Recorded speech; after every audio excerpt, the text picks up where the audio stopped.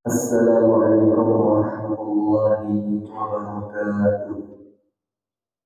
Bismillahirrahmanirrahim. Alhamdulillahilladzi arsala rasulahu bil huda wa dinil haqq liyudhhirahu 'alad dini kullih wa kafaa billahi shahida. Asyhadu an la ilaha illallah wahdahu la syarika lah wa asyhadu anna sayyidana wa nabiyyana Muhammadan abduhu wa rasuluh sallallahu alaihi wasallam la nabiyya ba'da. Allahumma salli wa sallim wa barik ala sayyidina Muhammad wa ala alihi wa ashabihi ajma'in.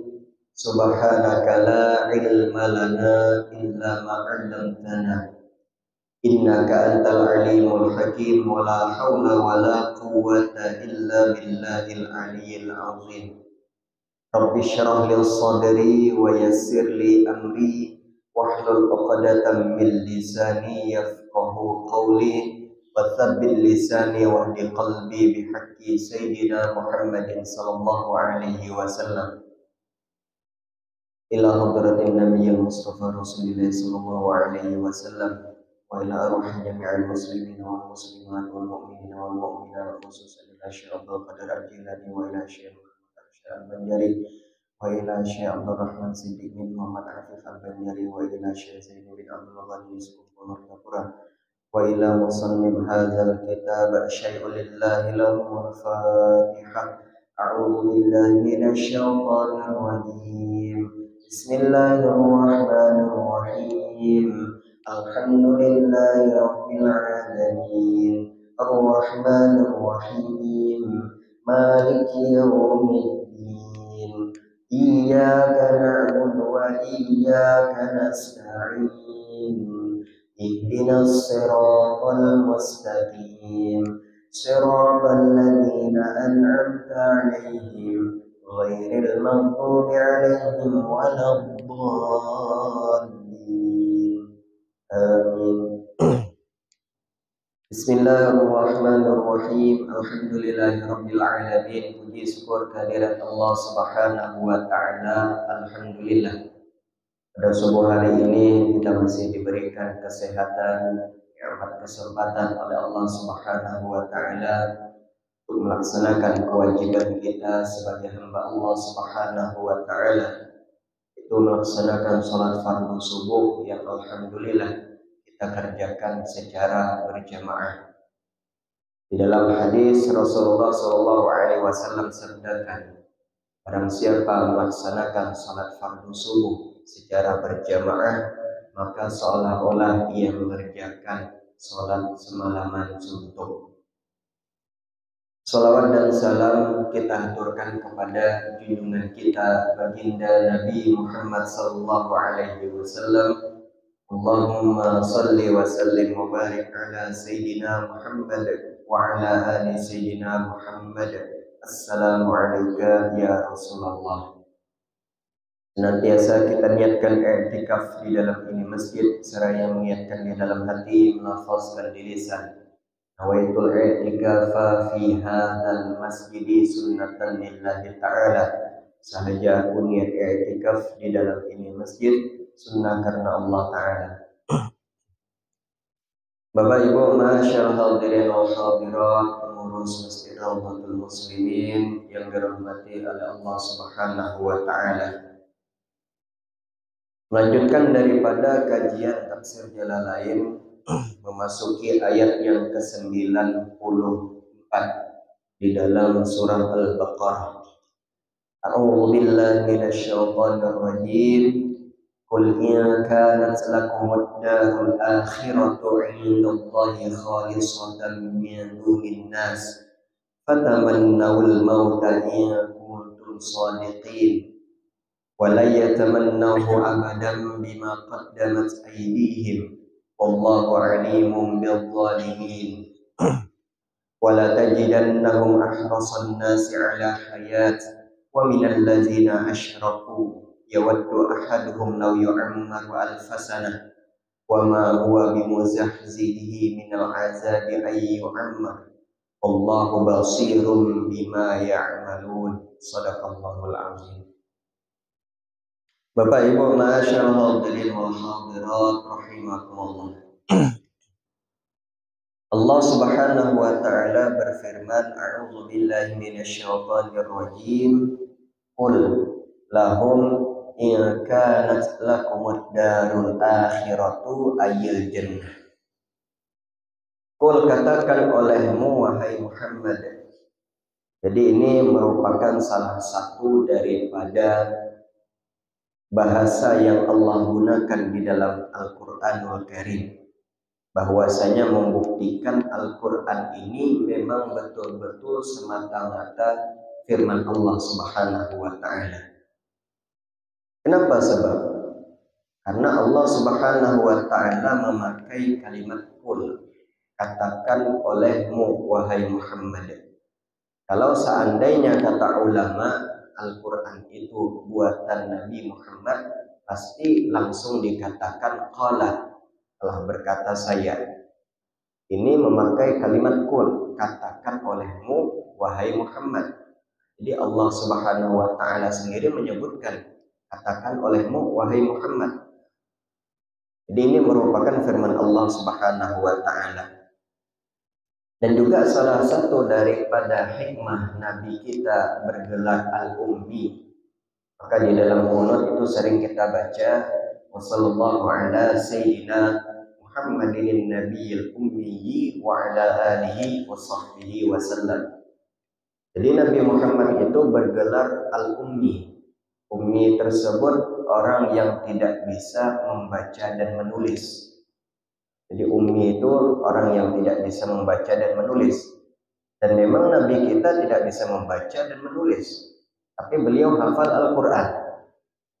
Jadi salah satu hikmahnya kata ulama, kenapa Nabi kita tidak bisa membaca dan menulis, bahwasanya supaya tidak ada orang yang mengatakan Al-Quran itu buatan Nabi Muhammad. Al-Quran itu karangan Nabi Muhammad. Sedangkan Al-Quran Nabi Muhammad saja tidak bisa membaca menulis, masih banyak di antara orang kafir yang mengatakan Al-Quran itu buatan Nabi Muhammad. Al-Quran itu karangan Nabi Muhammad. Padahal Nabi Muhammad tidak bisa menulis, tidak bisa membaca. Ketika Nabi Muhammad di Gua Hira bertemu dengan malaikat Jibril pertama kali, maka apa yang disuruh malaikat Jibril? Iqra, Iqra ya Muhammad. La taqra, kata Nabi Muhammad. Aku tidak bisa membaca, saya tidak bisa membaca. Maka turunlah ayat yang pertama sampai ayat yang kelima di dalam surah Al-Alaq. Iqra bismi rabbikal ladzi khalaq. Baca dengan menyebut nama Tuhanmu yang telah menjadikan. Bapak Ibu masyaallah hadirin rahimakumullah. Maka Allah Subhanahu wa taala firmankan, qul in kanat lakumud darul akhiratu indallah. Katakan olehmu wahai Muhammad, jika seandainya negeri akhirat itu lebih baik di sisi Allah Subhanahu wa taala, ayil jannah. Ini merupakan salah satu membantah daripada perkataan orang Yahudi, bahwasanya ketika itu pada zaman Nabi Musa alaihissalam, orang Yahudi itu mengatakan yang berhak masuk dalam surga itu hanya kami. Yang berhak masuk dalam surga itu hanya golongan kami. Selain daripada golongan kami tidak berhak.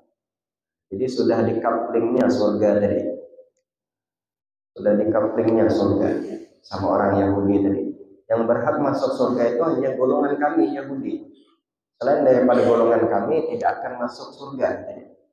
Menurut perkataan dia. Dan dia pun juga mengatakan, kalau seandainya kami masuk dalam neraka, kata orang Yahudi tadi, kami hanya masuk beberapa hari saja. Dalam satu riwayat mengatakan arba'una yauman, 40 hari. Jadi masuk neraka katanya hanya beberapa hari saja. Jadi seolah-olah dia mengatakan neraka itu pun juga punya dia. Kalau dia masuk itu hanya beberapa hari, paling lama 40 hari. Karena 40 hari itu merupakan masa ketika Nabi Musa alaihissalam menjemput daripada kitab Taurat, dan orang Yahudi tadi menyembah patung anak sapi selama 40 hari. Jadi Allah menghukum hanya 40 hari paling lama. Bapak Ibu masyarul hadirin wal hadirat rahimakumullah. Qul in kanat lakumud darul akhiratu indallah. Katakan oleh wahai Muhammad, jika negeri akhirat di sisi Allah khusus untukmu saja, fatamannaul mautah, maka mintalah olehmu akan kematian.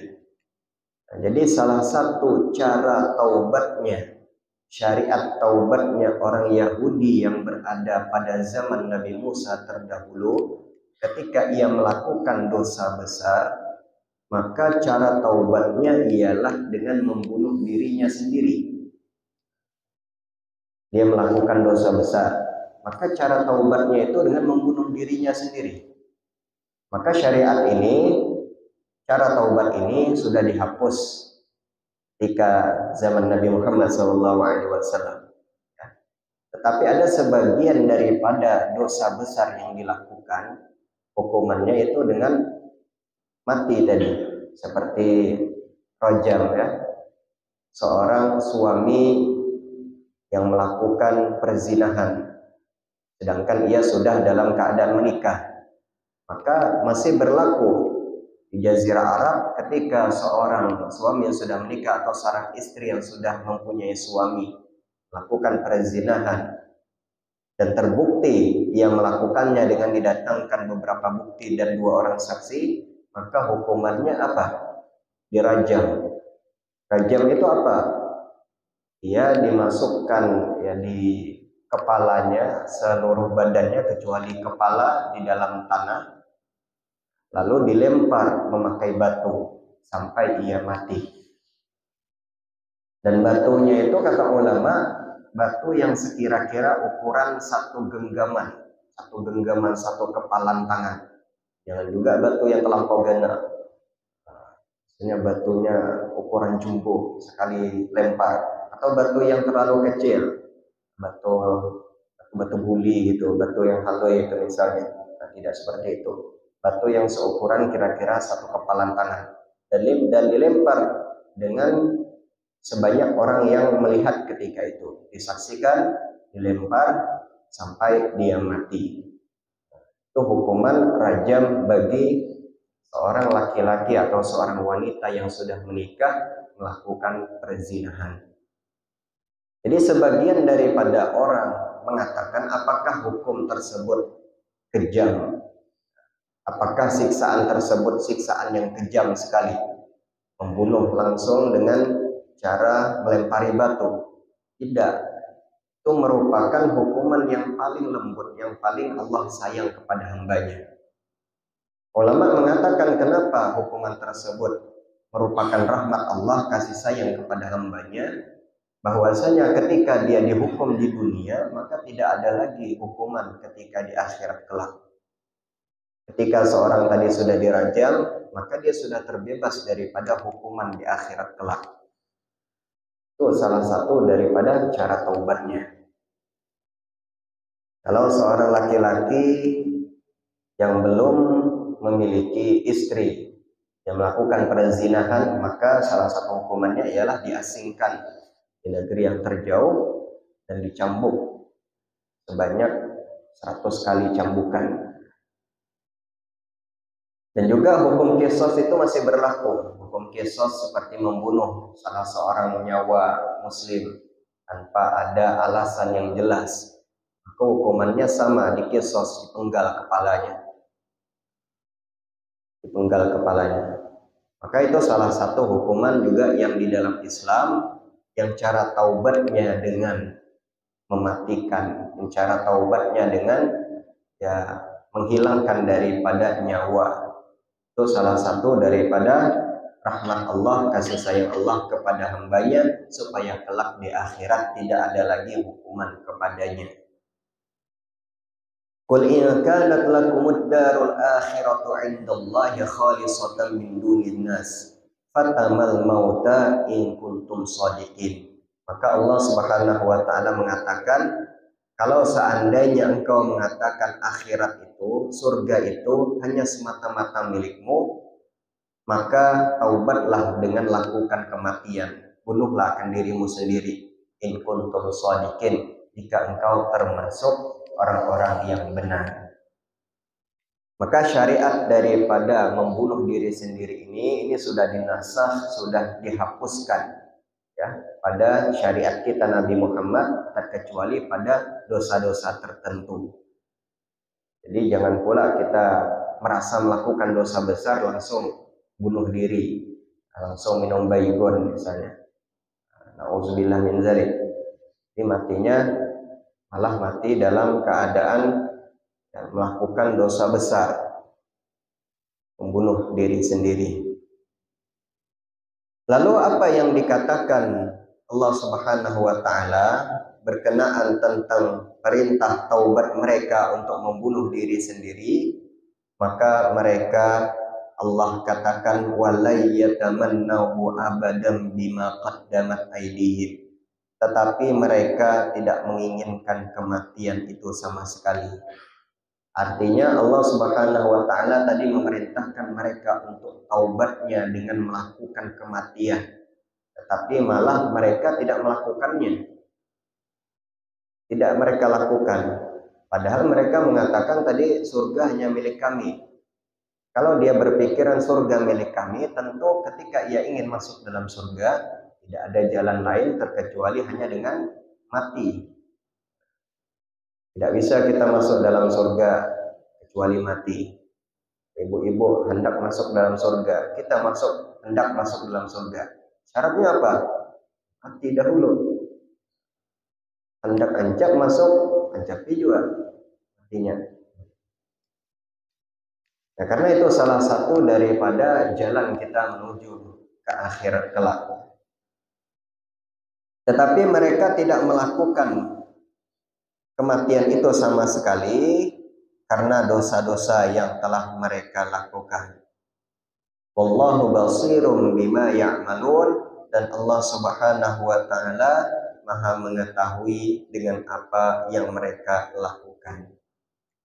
Jadi kembali kepada kaum Yahudi ini tadi, nanti di ayat selanjutnya ada juga disebutkan bahwasanya sifat daripada orang Yahudi, tabiat daripada orang Yahudi ini sudah sangat melampaui batas sekali.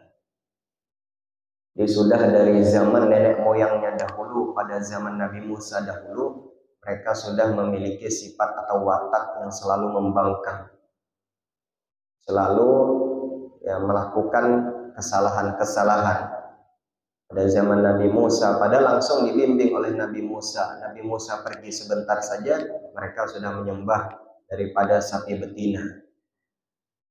Sudah mereka selamatkan, Nabi Musa selamatkan mereka dari kejaran Fir'aun, diselamatkan di Lautan Merah. Tapi apa yang mereka lakukan? Malah mengingkari daripada ajaran Taurat, diberikan daripada makanan, minuman, hidangan yang Allah turunkan dari langit. Tapi apa yang mereka lakukan? Mereka tidak puas hanya makan dengan satu jenis makanan saja, minta makanan lain. Ini Allah abadikan sifat watak mereka ini di dalam surah Al-Baqarah tersebut.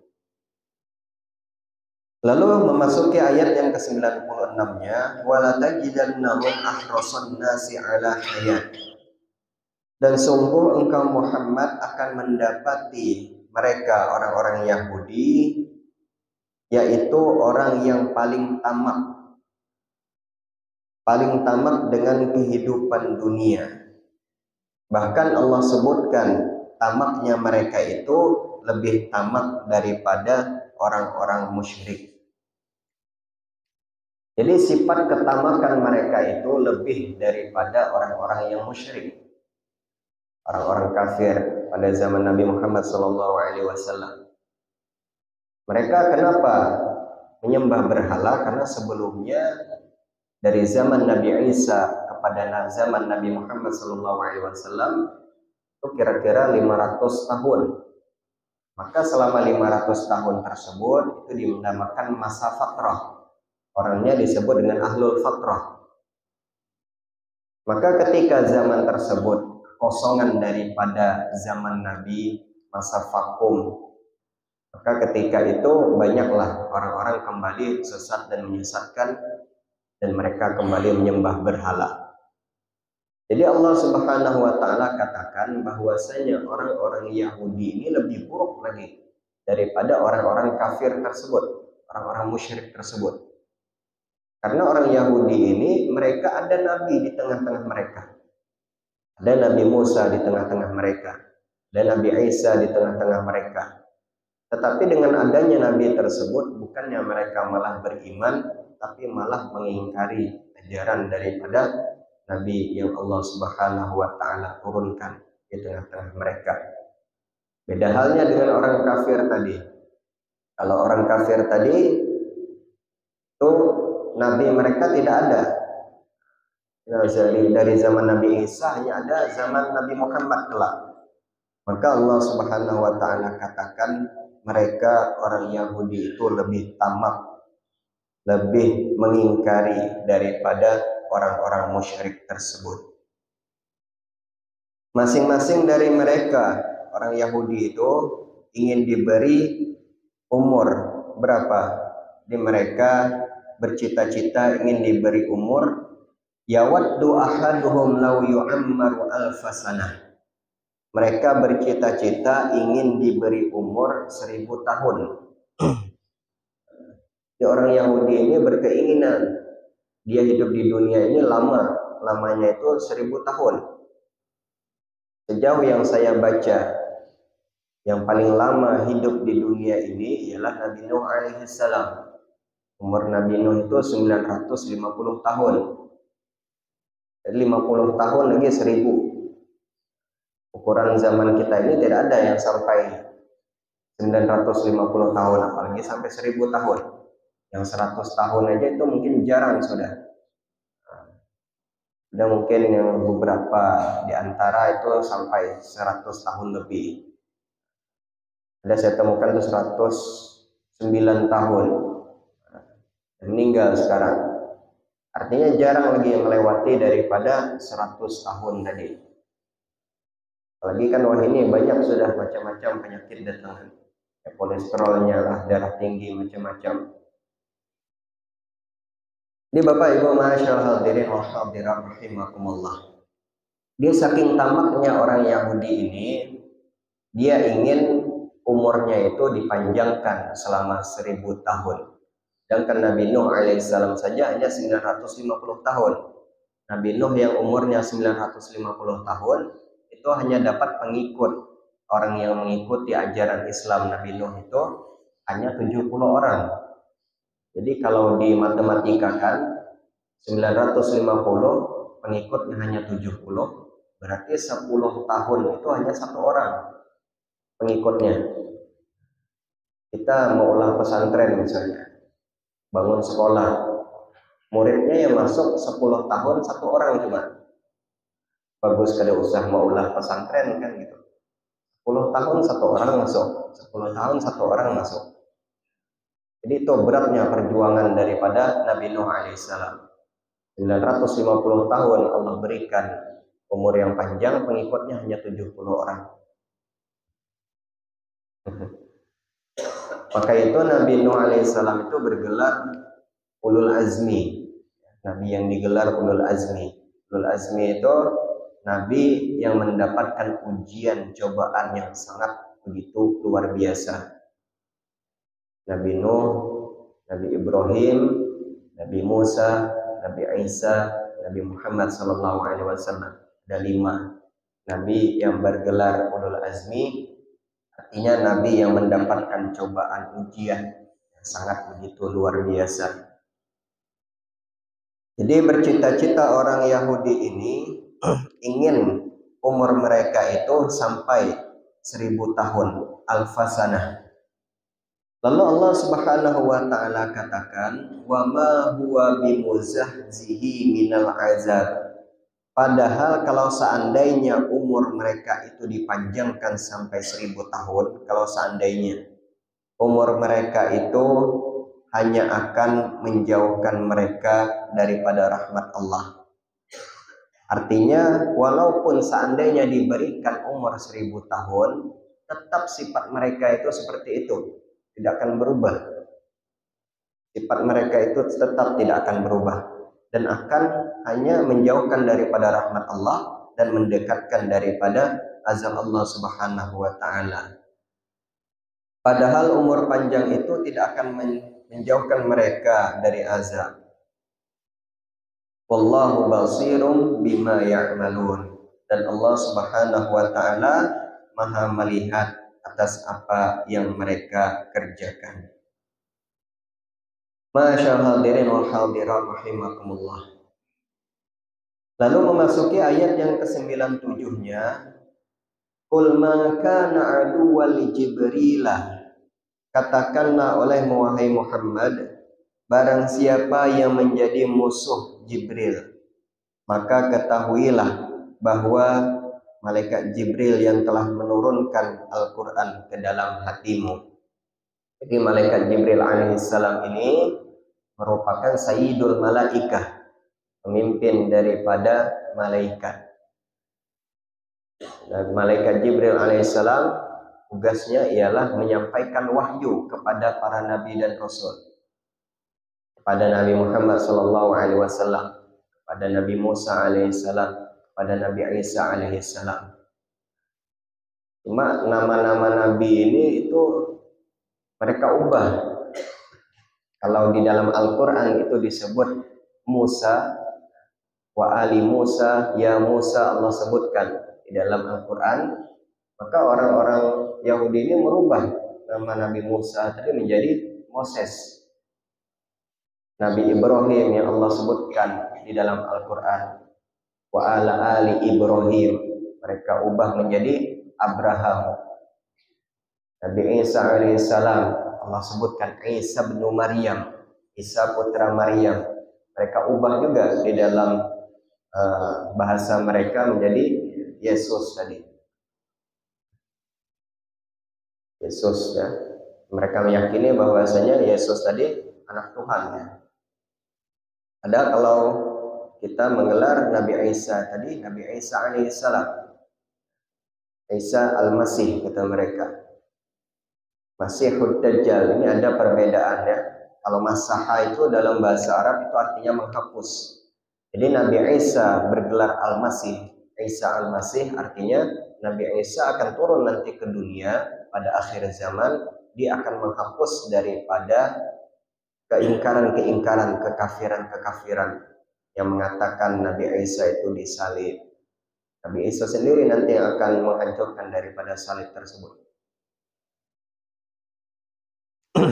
Bapak Ibu masyaallah hadirin wal hadirat rahimakumullah. Begitu juga dengan Nabi Sulaiman alaihissalam. Nabi Sulaiman itu diganti juga namanya oleh mereka, Solomon jadinya. Maka ada kita dengar istilah King Solomon, kerajaan Sulaiman. Ini banyak ya nama-nama nabi yang mereka ubah menurut bahasa mereka. Jadi Allah Subhanahu wa taala katakan, "Qul man kana aduwwan li Jibril." Katakan olehmu wahai Muhammad, barang siapa menjadi musuh Jibril, maka ketahuilah dialah yang telah menurunkan Al-Qur'an ke dalam hatimu dengan izin Allah Subhanahu wa taala. Jadi malaikat Jibril ini mempunyai banyak nama juga. Salah satunya ialah Ruhul Kudus. Itu merupakan nama daripada malaikat Jibril. Yang disebutkan di dalam kitab Tanbihul Ghafilin bahwasanya ciri daripada malaikat Jibril ini, dia perawakannya besar. Satu bentang sayap yang dibuka oleh malaikat Jibril ini itu mampu menutupi dunia dan seisinya ini. Satu sayap, setengah sayap yang dibuka oleh malaikat Jibril mampu menutupi dunia dan seisinya. Tapi malaikat Jibril ini datang kepada Nabi Muhammad bukan dalam bentuk aslinya, tetapi menyerupai daripada manusia yang sangat tampan, yang sangat gagah, menyebarkan daripada wahyu Allah Subhanahu wa taala. Lihat di dalam hadis Arba'in yang kedua, Ketika itu datanglah malaikat Jibril, maka dia menyatukan, meletakkan tangannya di atas paha Nabi. Dan para sahabat tidak pernah melihat sosok seorang yang laki-laki yang sangat tampan itu. Tidak ada bekas musafirnya, rambutnya hitam, dia memakai pakaian putih. Itu di dalam hadis arba'in yang kedua itu disebutkan. Biasanya kan kalau orang dalam keadaan berpergian, dalam keadaan musafir, kita mau kerengat saja misalnya, nah itu muha berdebu-debu tuh. Nah, apalagi yang Honda kan, itu musim banjir nih kada tahuang. Itu biasanya kalau musafir. Tapi ini kata para sahabat, kami tidak pernah melihat ketika orang ini musafir ada bekas daripada perjalanan jauh. Apalagi di zaman dahulu kan, pada zaman Nabi dahulu itu penuh dengan padang pasir. Nah, jadi kalau orang berpergian itu harus ditutupi daripada mukanya, melindungi daripada pasir. Qul man kana aduwwa li Jibril, katakan Muhammad, barang siapa menjadi musuh Jibril, fa innahu nazzalahu ala qalbika biiznillah, bahwasanya dialah yang telah menurunkan Al-Qur'an ke dalam hatimu dengan izin Allah Subhanahu wa taala. Jadi salah satu daripada cara Allah Subhanahu wa taala memberikan wahyu kepada Nabi Muhammad itu diantaranya ialah bahwasanya malaikat Jibril menyerupai daripada manusia. Kalau seandainya kata para ulama malaikat itu datang dengan sosok wujud yang aslinya, maka kalau ada manusia yang melihatnya, maka manusia itu akan buta. Karena suatu ketika sahabat Nabi, kalau tidak khilaf itu Zaid bin Sabit, itu pernah melihat suatu ketika di dalam kamar Nabi Muhammad sedang murojaah, sedang mengulang-ulang hafalan dengan malaikat Jibril. Jadi Nabi Muhammad itu berguru juga Bapak Ibu. Gurunya malaikat Jibril kepada Allah Subhanahu wa taala. Dan Nabi Muhammad itu sering mengulang hafalan lebih banyak ketika bulan Ramadan. Nah, itu isyarat juga untuk kita ketika bulan Ramadan banyakkan baca Quran. Nabi Muhammad kadang ketika bulan Ramadan itu sampai mengulang hafalannya murojaah itu sampai 3 sampai 4 kali. Dalam bulan Ramadan tadi, ya kita minimal sekali. Jadi pernah ketika itu Zaid bin Sabit ini melihat dengan tidak sengaja, mengintip dengan tidak sengaja wujud daripada malaikat Jibril ini. Maka Nabi Muhammad katakan, siapa yang pernah melihat daripada wujud malaikat dengan sosok aslinya, maka ia akan buta. Tapi Zaid bin Sabit ini butanya bukan ketika itu langsung, ketika hendak usia tuanya, ketika hendak wafatnya, baru buta matanya tadi. Karena mata kita tidak akan sanggup melihatnya. Qul man kana aduwwa li Jibril fa innahu nazzalahu ala qalbika biiznillah musaddiqan lima baina yadayhi. Bahwasanya Allah Subhanahu wa taala telah menurunkan Al-Qur'an ke dalam hatimu dengan izin Allah dan membenarkan kitab-kitab yang terdahulu. Jadi Al-Qur'an itu membenarkan kitab-kitab terdahulu. Al-Qur'an membenarkan kitab Taurat, Al-Qur'an membenarkan kitab Injil, Al-Quran membenarkan kitab Zabur. Al-Quran tidak pernah menyalahi. Tapi yang menyalahi itu siapa? Orang-orang Yahudi ini. Dia menyalahi Al-Quran itu buatan Nabi Muhammad. Al-Quran itu karangan Nabi Muhammad. Nah, itu. Ini mereka yang menyalahi akan Al-Quran. Musaddiqan lima baina yadayhi wa hudaw wa busyra lil mu'minin. Dan menjadi petunjuk serta berita gembira bagi orang-orang yang beriman. Di ini Allah ungkapkan salah satu daripada Al-Quranul Karim itu sebagai hudan, sebagai petunjuk bagi kita orang-orang mukmin. Wa busyra lil mu'minin, dan pemberi kabar gembira bagi orang-orang yang beriman. Di Al-Quran itu Bapak Ibu sekalian, itu memang betul-betul kitab suci yang mana menjadi petunjuk bagi kehidupan kita. Di dalam hadis dikatakan bahwasanya tidak akan disesatkan seseorang itu selama dia masih berpegang kepada dua Al-Quran dan Sunnah.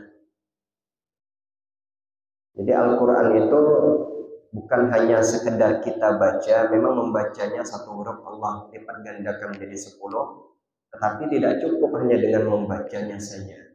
Kita harus pahami isinya, memahami akan tafsir-tafsirannya, dikarang oleh ulama apa maksud daripada ayat tersebut, apa asbabun nuzul daripada ayat Al-Quran tersebut. Karena fungsi daripada Al-Quran ialah hudan, sebagai petunjuk bagi manusia.